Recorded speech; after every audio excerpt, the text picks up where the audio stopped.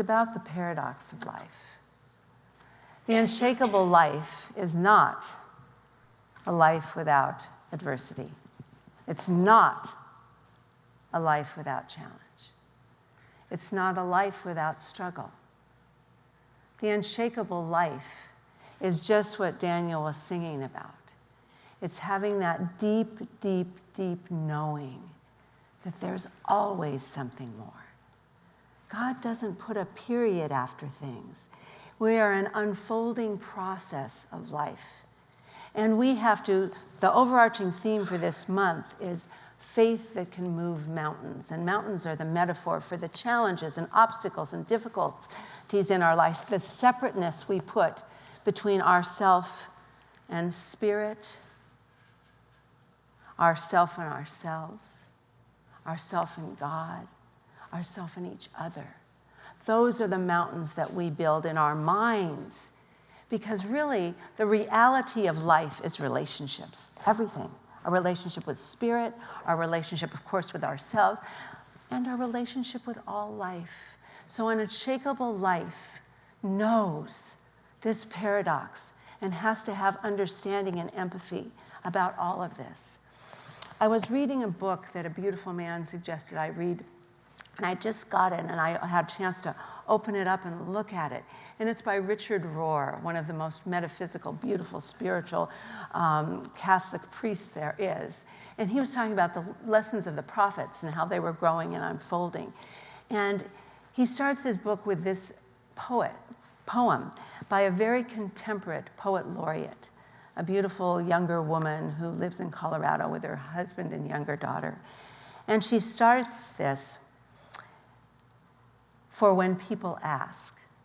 Because what she knows, and all of the people that Madeline read about, the beautiful quotes were either people we have on our wall, those beautiful heroes we stand on their shoulders, or people we've had at the center, or their books we've read.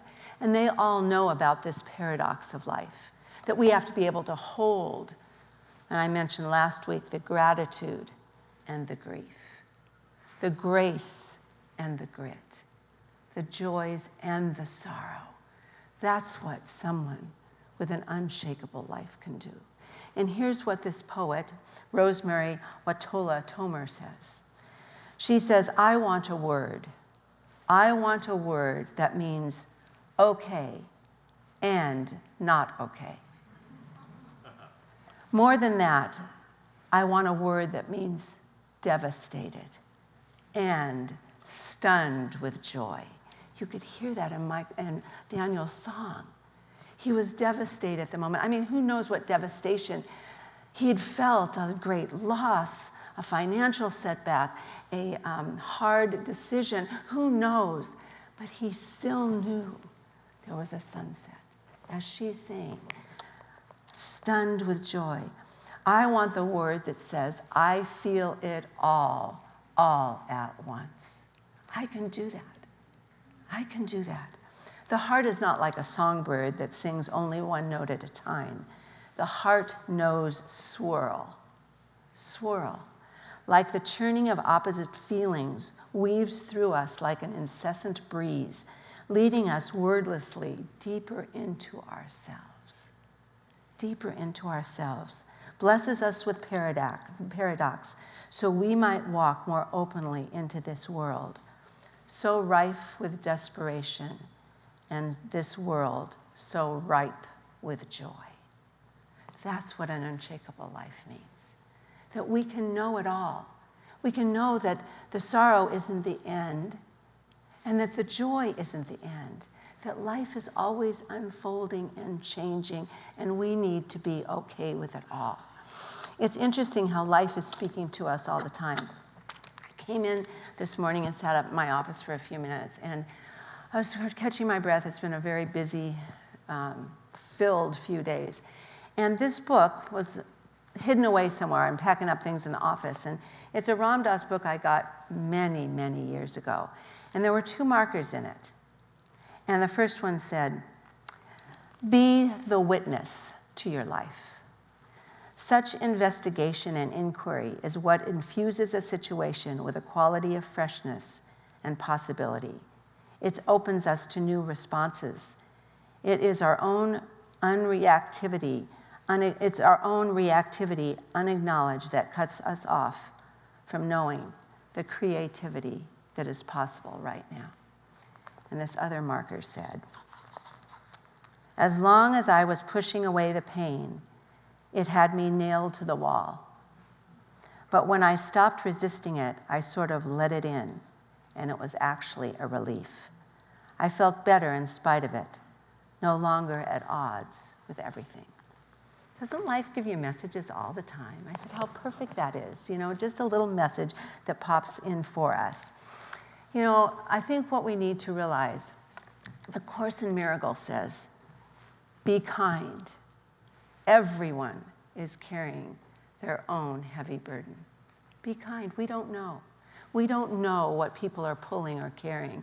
I remember one of the very first stories I heard when we sat in our first Science of Mind church.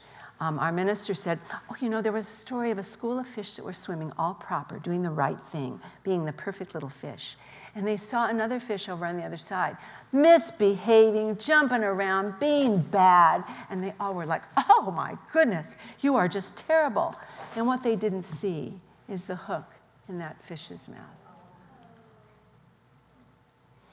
We like to choose as human beings. We like to make choices on what side we want to be on. And then we judge people for doing the same things we're guilty of. If you have a finger pointing out there, you've got 3 pointing back at you. Guilty of the same things. And when you choose your side, you choose it because you want to feel a little better. Just a little bit better. I'm a little nicer and kinder, Oh, do you see what they're doing, how awful they're being? We're doing the same thing. We got to be aware of that if we're going to start healing this separation and understanding that there's inherent pain in life for all of us. It's not just for some of us. And it's how we deal with it. And truly, it's our relationship with God and Spirit that's the thing that makes the difference. It's that relationship. So that inherent sadness comes in our setbacks, our mistakes, in our victories, because life changes continually, and we have to be flowing and moving. And that's an unshakable life is not a life that is rigid and strict, being strong. It's a life that can flow and let life flow through us. And there's a little quote about a lighthouse, and it says, the lighthouse doesn't chase the storm. It stands, and it lets the light flow through it. We have that same kind of light in us, the light of spirit, of love, of goodness. It's that light in us that knows, as Ernest Holmes says, the universe has our back, not sometimes, but all the time. Not sometimes, but all the time. And if we forget that, which we do sometimes, all we have to do is look at the greatest gratuity that God has given us, nature. Go outside and look at nature. And the process of life happening before us, we get the beautiful plants, the majestic trees, the animals scurrying, the birds flying, all of that glory. But we also see the dying, the decaying, the recycling and becoming. We also know the storms and the heat waves and the earthquakes and the fires. We know all of that, but we know the good that comes up through all of that. And we get to live that life. I want you to just take a minute right now, and I don't know what you walked in with today. I'm not sure what it was. If you're full of joy and happiness and celebration, or if you came in with your big burden feeling very heavy. But I want you to just close your eyes just for a moment and just take a nice breath. And I want you to think of, right now, one challenge, one obstacle, no matter how big or small you might have in your life.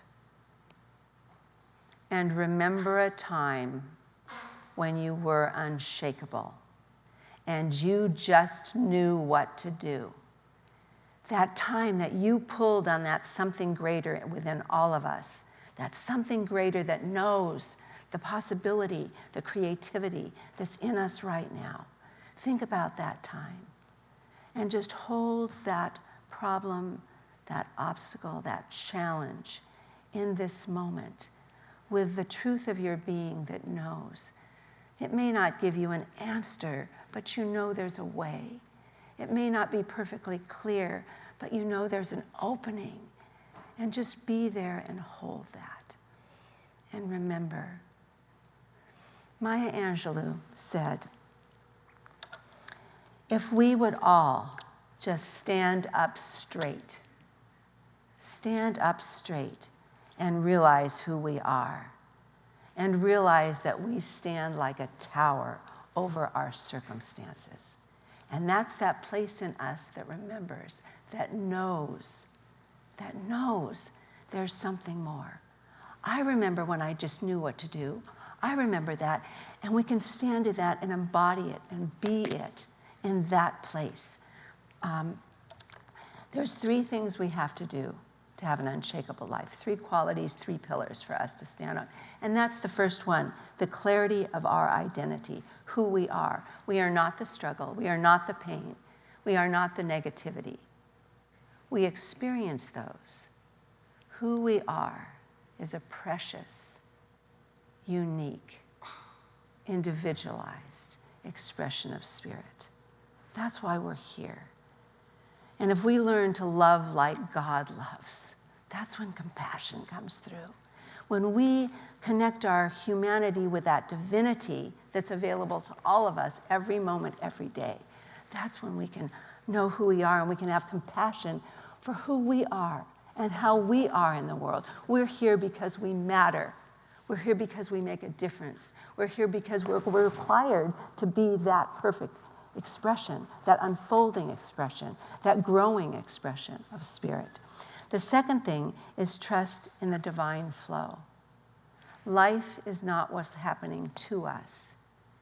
It's what's happening through us. And if we allow ourselves to be open to the experience, open to what's going on in our life, and be available to understand it's all there for us. I started with the younger woman in Colorado, who's the poet laureate, and she's beautiful. She's so beautiful. I saw a little YouTube on her. And I have, if we go back 700 years, this is not a new concept. The story from my buddy, my 70-some-year-old buddy Rumi, a Sufi mystic, which we love. His truth is so strong and clear and so real. And he says, being human is a guest house. Every morning a new arrival, a joy, a depression, a meanness, some momentary awareness comes as an unexpected visitor. Welcome and entertain them all, even if they're a crowd of sorrows, who violently sweep your house empty of its furniture. Still, treat each guest honorably. He may be clearing you out for some new delight. The dark thought, the shame, the malice, meet them at the door laughing. Be grateful for whoever comes, because each has been sent to you from a guide above. Our life is not haphazard. As you were saying in your quotes, Madeline, that we can take things and look at them as closures, walls, stops in our life, or as opportunities for something more. It's up to us. We get to decide how we're living in that flow of life. When we choose to show up in the world needs us now more than ever as radical change agents. And if we haven't noticed, there's a collective shadow side that's being revealed for us to heal, to know better. We need to be here right now to know a greater truth. We need it deeply. We need it more than ever to be here and know there's something more, to tear down the walls of separateness so we can start listening and being and becoming something greater. There's a little story of a Zen farmer. It's an old Zen tale. And you might have heard it, but it's just a great reminder. The Zen farmer, one of the Zen farmer's horses ran away. And his neighbor comes running out and says, oh, that's such a horrible thing. What bad luck. And the farmer said, maybe. And the next day, the horse came back with 3 wild horses. And the neighbor comes out and says, "Oh, wow, what great luck." And the farmer said, and the next day, the farmer's son broke his leg when he was trying to tame one of the horses, the wild horses. And the neighbor comes by and says, "Oh, no, such bad luck." And the farmer says, the next day, the soldiers came along looking for young men to take into their army, and they noticed the young boy's broken leg and passed him by. And the neighbor said, "Oh, wow, that's such good luck." And the farmer said, "Maybe." Right, you got it. Okay, so any situation, when we really approach it with curiosity and openness and availability, it's amazing what will happen when we do that. So I'd like to take this moment, if we all just take a moment to pray, put your feet on the ground. As I say, don't lock yourself up, but unlock yourself. Be open and available in this moment, just recognizing and knowing that we are here on purpose at the perfect time, right here and right now, to be the open vessels for spirit, for compassion, for understanding, for acceptance. We have been wired not to take the fight, flight, or freeze mode of living, but to be available to what comes to us, to open up, to connect with that divine flow of creative potential and imagination, to be creative and revealing a newness within us, to allow ourselves to cry and heal and know that's part of the process, but to know there's something more for us in every moment. And what I know for each and every one of us, that as our feet are planted on the floor, we feel we are standing on holy ground. God's great gift to each and every one of us here in this moment. Nature is here to teach us, to allow us to know and see the beauty of the something more. We never can understand fully the divine mystery at work, but we can feel it and express it and have faith in it, that God is good and so are we. Life is good in all of its expressions. There is something more that wants to be revealed through each and every one of us. It is at this moment, right here and right now, we know that there's something unshakable within us, a faith that's stronger than any problem, a love that's greater than any hurt. We feel it, we know it, we embrace it, and we say, "Thank you, God, for all of this, and so much more." And so it is. And so it is.